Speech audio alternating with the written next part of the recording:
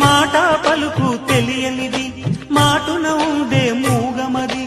కమ్మని తలపుల కావ్యమయే కవితలు రాసే మౌనమది రాగల రోజుల ఊహలకి స్వాగతమిచ్చే రాగమది